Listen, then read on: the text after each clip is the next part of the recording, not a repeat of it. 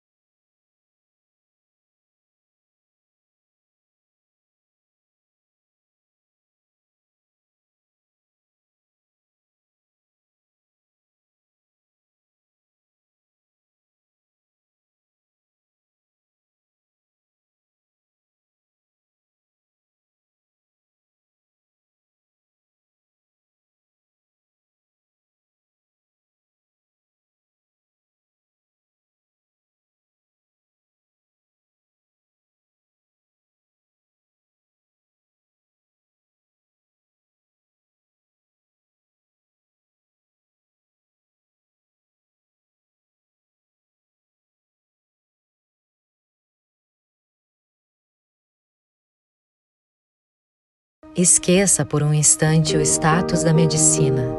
Esqueça a imagem, o jaleco, o jantar e pense somente em gente que sente. Está mais do que na hora de resgatarmos o básico: amor, serviço, vida, sentido. Todos os dias, medicina para nós é arte. É o paciente que tem nome, a consulta que conversa, o exame que olha e vê. Nossa inovação é um lembrete aos essenciais. Nossos produtos são para sentir o pulso, reoxigenar a vida, olhar adiante e ajudar o time de saúde a se conectar com pacientes. E assim, fazemos dos primeiros cuidados um resgate ao que realmente importa: servir. Porque servir é agir em direção ao outro. MD, salvando o básico da medicina.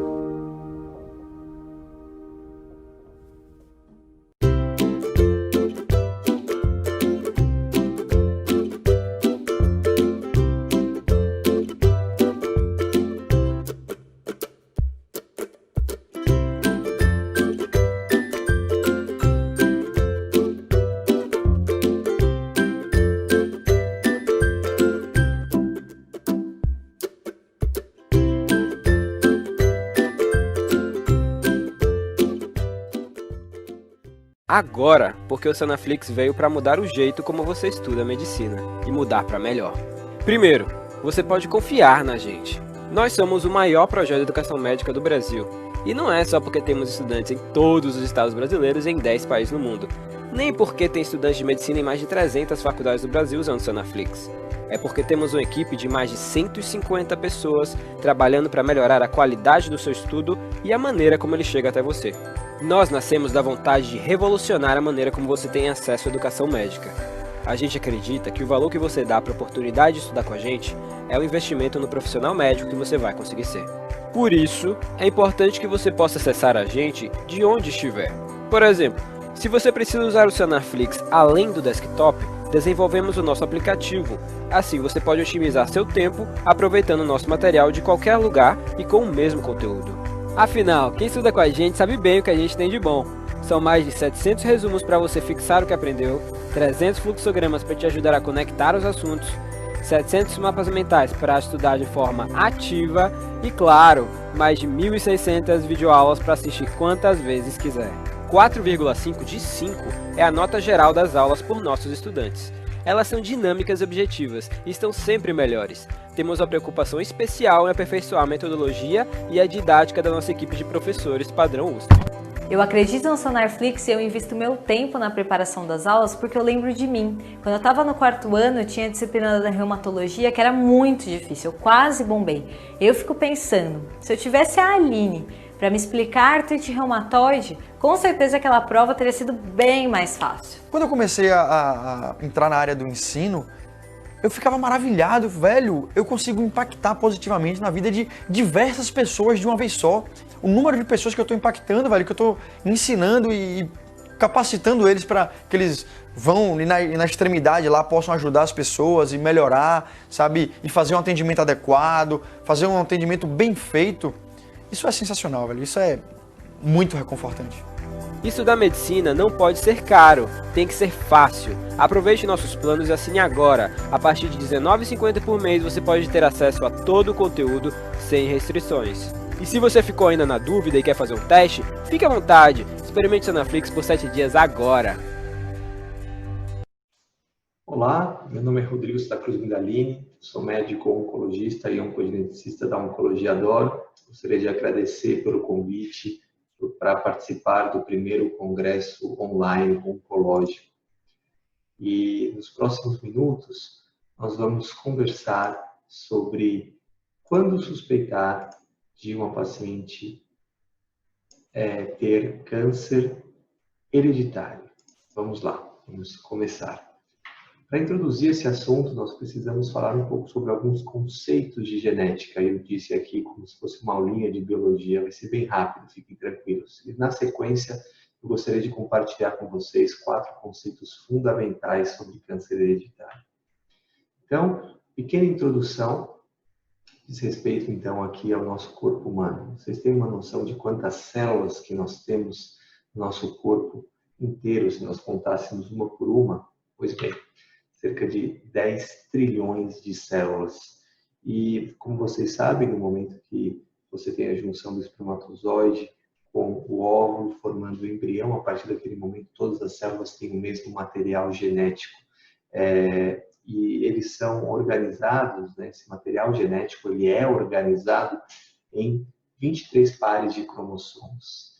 E esses pares de cromossomos, eles tem um material de DNA totalmente enovelado dentro deles, e quando você consegue esticar todo esse material, você consegue identificar que dentro dele existem cerca de 20 a 25 mil genes, ou seja, como se fosse um manual de instrução de como que uma célula, um órgão, um tecido tem que se comportar.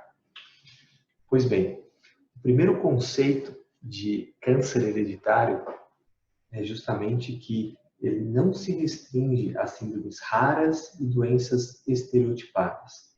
Normalmente, quando a gente pensa em uma doença genética, o que vem à nossa mente são pessoas que você olhando vai poder dizer, essa pessoa é uma pessoa sindrômica, uma pessoa que tem uma alteração que somente olhando para ela já é possível de levantar essa suspeita. Sem dúvida, existem síndromes de câncer hereditário que podem se apresentar dessa forma, como, por exemplo, a neurofibromatose. Mas, imensa maioria dos casos de câncer hereditário, eles não estão em situações, em cenários como esse. Os pacientes, eles são completamente normais, o fenótipo completamente normal. E para justamente exemplificar isso, eu trouxe aqui a história do nosso ex-vice-presidente. Ele, durante o segundo mandato, ele teve que ser acompanhado por uma série de médicos, porque ele tinha que fazer cirurgias por causa de um tumor intraabdominal. Não sei se todos vocês lembram disso, mas eu gostaria de colocar um pouquinho a história dele antes deste tumor abdominal que veio realmente a fazer com que ele viesse a falecer. Qual que é a história dele? Em 97, ele teve um diagnóstico de câncer renal concomitante com um câncer gástrico, ou seja, 2 tumores primários. Em 2012, alguns anos depois, diagnóstico de câncer de próstata. Em 2006, aí sim, o surgimento do sarcoma, que foram esses tumores intraabdominais que levaram ele ao falecimento. Então, vocês conhecem quantas pessoas que já tiveram 4 tipos de cânceres primários durante a sua vida? Realmente é muito incomum. E os médicos que cuidavam dele também acharam isso muito estranho e optaram por fazer uma avaliação genética dele para saber se esses tumores estavam sendo causados por uma predisposição hereditária a câncer. E o que aconteceu? Isso aqui é público, eu não estou trazendo nenhuma informação sigilosa. Ele era portador de uma mutação do gene TP53. Pacientes que são portadores desta mutação são classificados como pacientes portadores da síndrome de Li-Fraumeni. Portanto, por trás desse senhor que chegou à nossa vice-presidência, completamente normal, você olha para ele, não tem como trazer nenhum estereótipo de um paciente com risco de câncer hereditário. Nós identificamos uma síndrome extremamente grave chamada síndrome de Li-Fraumeni. Portanto, o primeiro conceito é esse: nós não podemos esperar que existam sinais altamente sugestivos. Todos os pacientes oncológicos, eles podem não aparentar, mas podem possuir uma predisposição genética, e para isso a gente precisa identificar alguns fatores que nós vamos explicar aqui quando levantar essa suspeita. O câncer hereditário, esse é o segundo conceito, ele é pouco frequente, mas ele existe. Nós não podemos esquecer que ele existe. Nós sabemos que cerca de 5 a 10% dos casos de cânceres de mama são hereditários, ou seja, tem uma forte influência genética, um fator genético que predomina sobre todos os outros e é o principal causador da doença. Cerca de 20 a 30% dos casos existe uma agregação familiar, mas muitas vezes nós não conseguimos encontrar uma causa genética para isso. E cerca de 80% dos casos são casos esporádicos, sem uma causa genética que predomina por trás. Nós sabemos que quando nós conversamos sobre câncer, nada mais é do que uma doença genética. Então, por que todos os cânceres não são hereditários? A gente sabe que as células tumorais, elas vão adquirindo mutações durante a vida, até o momento que essas mutações fazem com que ela seja capaz de se multiplicar totalmente de forma descontrolada, não respeitando as suas células vizinhas, e é justamente essa característica que confere a ela a característica de ser uma célula tumoral. Na grande parte dos pacientes que possuem cânceres esporádicos, ou seja, que acontecem ao acaso, essas mutações vão sendo acumuladas durante a vida por uma série de fatores de risco que podem gerar danos celulares, como, por exemplo, tabagismo, estilismo, exposição solar, a radiação, alguns fatores hormonais, pacientes obesos. Todos esses fatores vão causando danos ao DNA ao decorrer da vida, e em algum momento uma dessas células que vem acumulando essas mutações pode justamente desenvolver uma capacidade aí tumoral de se crescer descontroladamente. No entanto, nós sabemos que a grande parte dos tumores, eles são de origem esporádica, mas uma pequena parte de origem hereditária. E como que a gente faz essa diferenciação? Para a gente conseguir entender as características, é importante entrar aqui nessa hipótese de Knudson. É uma hipótese que foi elaborada na década de 70 por este pesquisador, e ele diz o seguinte, que para pacientes que têm cânceres esporádicos, você tem, por exemplo, um gene supressor de tumor que está tentando evitar que aquela célula se transforme em uma célula tumoral. Portanto, você precisa ter a mutação de um dos alelos desse gene supressor do tumor, mas enquanto isso o outro alelo continua funcionando e conseguindo suprimir o aparecimento tumoral, até que você tem o segundo evento, a segunda quebra, o outro alelo também para de funcionar. Aí esse gene supressor de tumor para completamente de conseguir bloquear a formação de células tumorais. Então, o que acontece com os pacientes com câncer hereditário? Eles nascem com um desses alelos já com uma mutação. Portanto, todas as células, 100% das células dele, já tem um dos alelos de um gene supressor de tumor já nocauteado. Portanto, a ocorrência do segundo evento para ele justamente gerar o tumor acontece muito mais rapidamente, com uma frequência muito maior. Então, uma analogia em relação a essa hipótese de Knudson é justamente uma analogia quando a gente faz em relação aos freios de um carro. Se você tivesse o freio do pedal e o freio de mão. Então, pacientes que não têm predisposição genética a câncer, eles nascem com os dois freios do carro funcionando. O paciente com predisposição hereditária a câncer, ele já nasce com um dos freios sem funcionar. Vamos sugerir aqui o freio de mão. E basta somente um dos freios, o outro freio falhar durante a vida dele, o freio do pedal, para daí justamente você perder o controle dessa célula e ela se transformar numa célula tumoral. Então, como vocês podem ver aqui, o caminho que um paciente com predisposição a câncer ele precisa percorrer uma célula dele para se transformar numa célula cancerosa é menor do que o caminho que um paciente que nasce com todos os genes supressores de tumor funcionando precisa percorrer até essa célula se transformar numa célula cancerosa.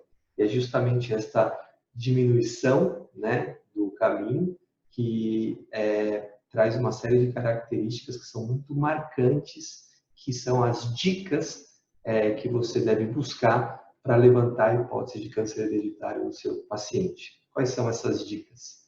Idade precoce ao diagnóstico, menor do que 50 anos, você tem que levantar o sinal de alerta. Vários familiares com o mesmo câncer, múltiplos cânceres primários no mesmo indivíduo, apresentação não usual de câncer, como por exemplo câncer de mama em homem, uma concentração em uma família, né, de cânceres que são causados por uma mutação conhecida. Então, por exemplo, mutações no gene BRCA1 e 2 aumentam o risco de câncer de mama, ovário, próstata e pâncreas. Então, se você começa a ter um acúmulo de casos desses cânceres na família, você precisa levantar essa hipótese. E algumas características do tumor, como por exemplo tumores triple-negativos ou até mesmo a presença de sarcomas, é algo que sempre levanta a hipótese de câncer hereditário. Nossa principal ferramenta, então, para identificar essas dicas, né, esses sinais de alerta, é justamente coletar uma história familiar bastante detalhada. O ideal é que seja feita uma história familiar de pelo menos 3 gerações, identificando todos os casos que têm um histórico de câncer. De preferência, você tem que anotar qual foi o sítio primário do tumor e a idade do aparecimento do tumor, para que você possa ter esse panorama, né, da história familiar e, com isso, fazer as suas hipóteses diagnósticas. Será que, depois que você faz esse heredograma, você olha para a família e fala, será que tem alguma síndrome de câncer hereditário que se enquadra dentro desta família? E quando você faz o heredograma, isso fica muito mais fácil de se observar.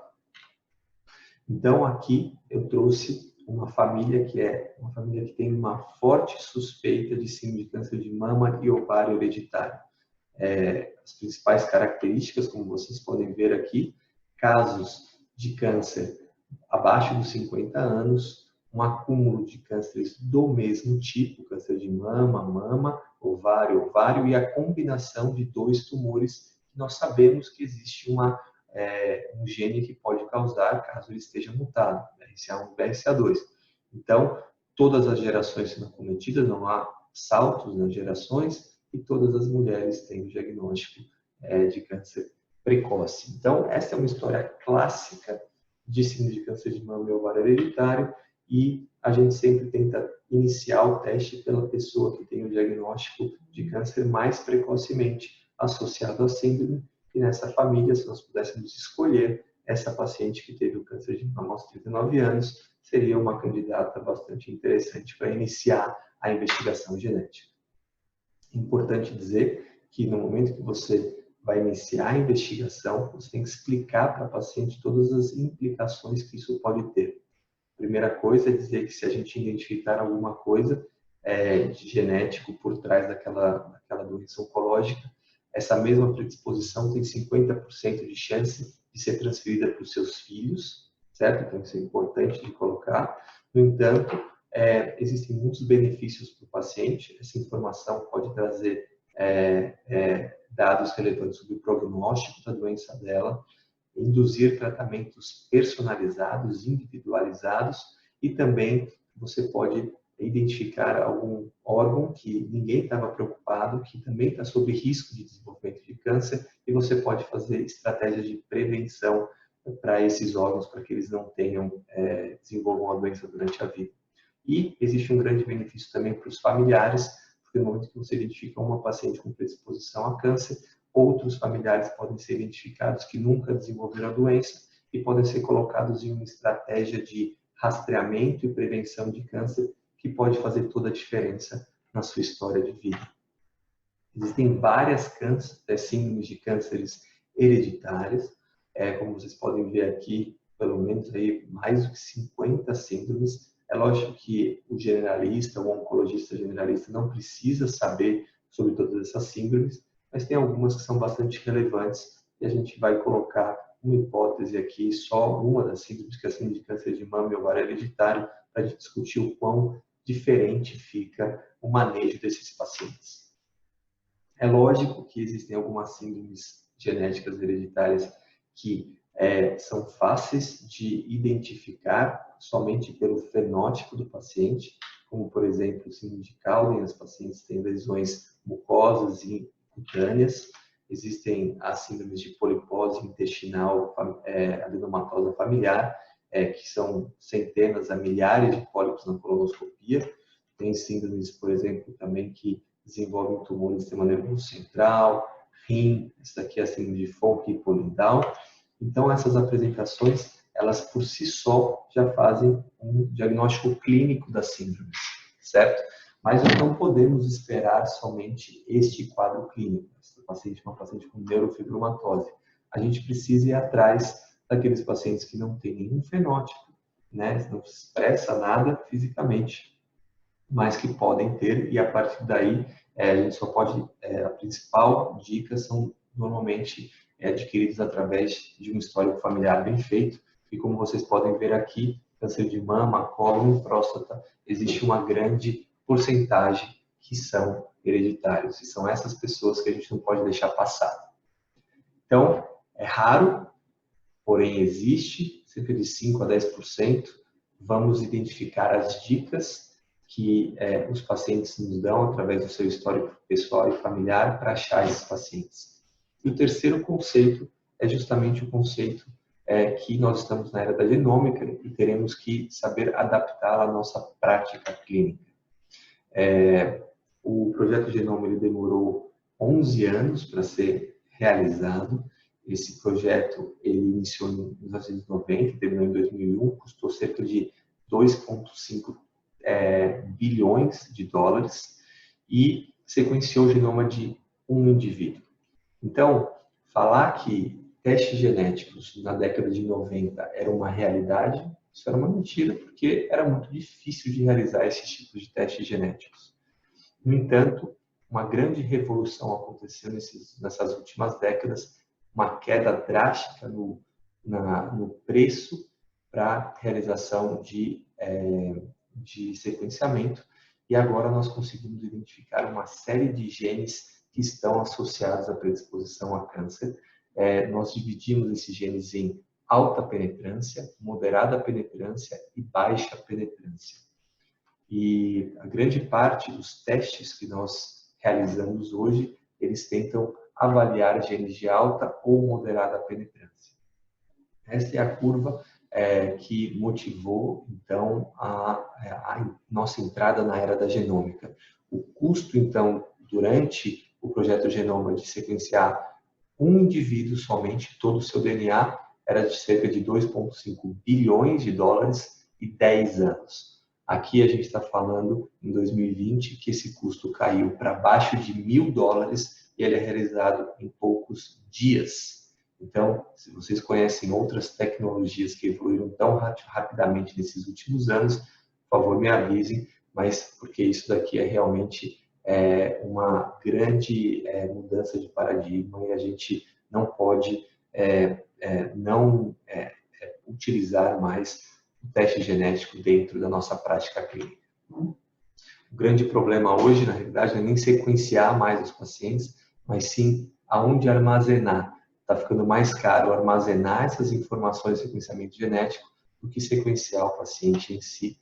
E, muito provavelmente, em breve, junto com o nosso relatório anatomopatológico, a gente vai fazer uma biópsia na mama, por exemplo, tem um diagnóstico de câncer de mama, e vai vir lá carcinoma ductal invasor, vai falar o grau, se tem invasão de linfático ou não, e no final vai ter aí uma análise genética do tumor. Isso daqui, essa mandala, ela representa todos os cromossomos aqui, e esses tracinhos aqui são as mutações onde foram identificadas. Então, como vocês podem ver aqui, tem uma mutação no cromossomo 2, uma translocação entre o cromossomo 8 e o cromossomo Y, enfim, é uma forma gráfica de representar todas as alterações genômicas que foram identificadas em um tumor. Nós não estamos lá ainda, mas muito provavelmente em breve estaremos com esse tipo de tecnologia à nossa disposição. Portanto, o terceiro conceito para consolidar, o custo de sequenciamento genético caiu muito, aumentando muito o acesso ao teste genético. O nosso conhecimento sobre alterações genéticas relacionadas à predisposição ao câncer aumentou muito a ponto de a gente dividir até em estratos, genes de alto risco, moderado risco e baixo risco. Então, hoje a gente pode sequenciar esses genes com um valor muito acessível para os nossos pacientes e justamente no momento que você faz a hipótese diagnóstica de câncer hereditário, conseguir fazer o diagnóstico genético desses pacientes. Já é disponível na prática clínica. E o quarto conceito é que quando você identifica um paciente portador de mutação hereditária câncer, você vai mudar a vida dessa pessoa, porque você vai poder conseguir colocar ele dentro de uma indicação de rastreamento mais intensivo ou estratégia de prevenção que podem reduzir de forma muito significante a chance de desenvolvimento dessa doença. A gente vai focar principalmente aqui na síndrome de câncer de mama e ovário hereditário como um exemplo, tá? Nós sabemos que todas as mulheres têm risco de câncer de mama, cerca de 1 em cada 8 mulheres vão ter câncer de mama durante a vida, mas existe um pequeno grupo dessas pacientes que possuem uma predisposição genética, cerca de 10%, e dentre os genes mais importantes relacionados a essa síndrome, o BRCA1 e 2, sem dúvida, é o mais relevante. Esses genes, né, ficaram muito famosos a partir da divulgação da Angelina Jolie, que em 2013 falou que isso foi submetido a uma cirurgia profilática das mamas devido a uma mutação no gene BRCA1. E por que ela fez isso, né? Como eu disse, o risco de câncer de mama em uma mulher com todos os genes funcionando é da ordem de 12%. Quando você tem uma paciente com mutação em BRCA1 ou 2, esse risco pode subir até a 80%, de 12 para 80%. E também aumenta o risco de câncer de ovário de forma muito significante. O risco da população geral é de 1,5%, e quem tem alteração do gene BRCA1 e 2, esse risco pode subir até 53% durante a vida. Portanto, esses órgãos precisam ser cuidados de uma maneira especial. Além disso, uma paciente que desenvolve câncer de mama uma vez na vida, que tem a mutação de BRCA1 e 2, tem o risco de cerca de 50% de desenvolver um câncer na mama contralateral. Então, mesmo aquelas que já tiveram câncer de mama, esse raio pode cair no mesmo lugar. Então, a gente tem que tomar cuidado. E se ela não souber que é portadora de mutação, a gente precisa ir lá investigar, porque ela pode precisar de um acompanhamento ou até de um complemento cirúrgico. Então, desde 2014, nós já podemos pedir esse teste através até de convênios, mas eles precisam ter, não posso pedir para qualquer pessoa, a pessoa precisa preencher alguns critérios, e esses critérios estão sendo cada vez mais refinados nos últimos anos. Em 2018 foi a última atualização. Você pode pedir esse teste para todo mundo que teve câncer de mama abaixo de 35 anos. Se a paciente teve câncer de mama abaixo de 50, basta ela ter um parente de primeiro grau, segundo ou terceiro com câncer de mama ou ovário. Então, quantas pessoas que você conhece que teve câncer aos 48 anos e teve uma tia com câncer de mama aos 60? Pronto, essa paciente é candidata a fazer o teste genético. E, por exemplo, todas as pacientes com câncer de mama triplo negativo abaixo de 60 anos também. E não pode se esquecer que essa síndrome ela associa câncer de mama e ovário, pâncreas e próstata. Então, se você tiver um predomínio de homens na sua família, pode ser relevante você os casos de câncer de próstata ou pâncreas. Então, eles contam também para a sua indicação para a realização deste teste genético. A gente sabe aqui no Brasil que a grande parte das pacientes que vêm com alguma mutação identificada, essa identificação acontece no genes BRCA1 e 2, mas no Brasil existe uma alta frequência de mutações no gene TP53, a síndrome de Li-Fraumeni, devido a uma mutação brasileira chamada TP53R337H, que é extremamente frequente na região sul e sudeste do nosso país. Então, esta mutação especificamente corresponde, neste trabalho aqui, a cerca de 1,5% de todos os casos de cânceres investigados nesta cohort. E para que serve? Né? Por que a gente tenta buscar esta informação? Para aquelas pacientes que nunca tiveram câncer de mama ou ovário, você pode fazer uma série de estratégias para que isso nunca aconteça. Modificações de hábitos de vida, prevenção com medicamentos, intensificar rastreamento ou cirurgias redutoras de risco. Como que é feito o rastreamento intensivo para essas pacientes? Como o câncer acontece em uma idade muito precoce, a mama dessas pacientes jovens costuma ser muito densas. E aqui é uma mamografia de uma paciente BRCA1 com 27 anos. Você não consegue identificar nenhum nódulo nessa mamografia. A densidade mamária, a glândula mamária, dificulta muito a leitura. E essa paciente fez no mesmo dia uma ressonância magnética. E como vocês podem ver aqui, um tumorzinho menor do que 1 centímetro, que a mamografia teria demorado talvez alguns anos para detectado em uma situação já muito mais avançada. Então, isso aqui é para mostrar que a melhor forma de rastrear pacientes BRCA1 e 2 jovens é com ressonância e ela deve iniciar a partir dos 25 anos. Se a paciente ela deseja fazer uma estratégia muito eficaz de redução de risco, a cirurgia de mastectomia profilática, que mantém pele e mamilo, substituindo a glândula mamária por uma prótese, é a melhor escolha, porque reduz até 95% o risco de câncer de mama. Uma outra estratégia que nós sugerimos para essas pacientes é a retirada dos ovários, porque, como vocês viram, o risco de câncer de ovário é muito grande, mais, às vezes, chegando até 50%. Então, quando você sugere esse tipo de cirurgia, há uma redução drástica de até 80%, 85% de risco de câncer de ovário, e essas pacientes podem sim ter um benefício muito grande, porque o câncer de ovário não tem como fazer rastreamento. Então, essas pacientes podem ser rastreadas com ressonância mais precocemente, usar medicamentos para reduzir risco de câncer quando elas não querem fazer a cirurgia. Um dos medicamentos é o tamoxifeno, ou partir para cirurgias profiláticas, tanto da mama como dos ovários. Agora, se essa paciente já teve o câncer de mama, tem alguma coisa diferente que eu possa fazer para ela? Existem, hoje em dia, tratamentos bastante personalizados para esses pacientes, principalmente se eles já estão num cenário de doença metastática. Como vocês podem ver aqui, este é uma foto de uma paciente BRCA mutada, que já tinha sido pesadamente tratada com linhas de tratamento convencionais e que, pelo fato de ela ter a mutação em BRCA, ela foi candidata a entrar no estudo de inibidores de PARP, que é um medicamento que usa a mutação BRCA1 e 2 como uma forma de selecionar os pacientes que vão ter o melhor benefício ao tratamento.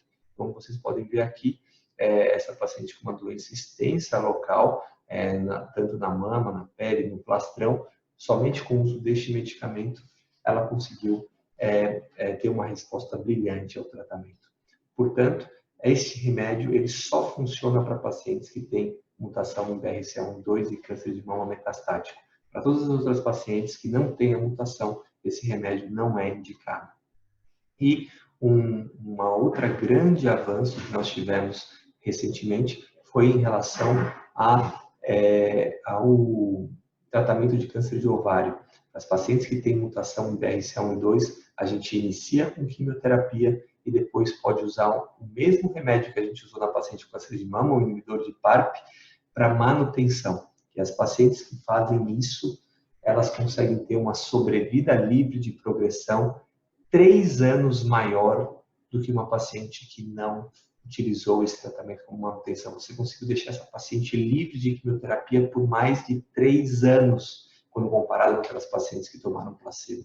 Então, isso aqui realmente é um tratamento direcionado para quem tem mutação BRCA1/2 e que faz uma grande diferença na vida dessas pacientes. Portanto, identificar pacientes com câncer de mama ou câncer de ovário que tenham a mutação e que estejam no estágio metastático pode fazer uma grande diferença no seu arsenal terapêutico.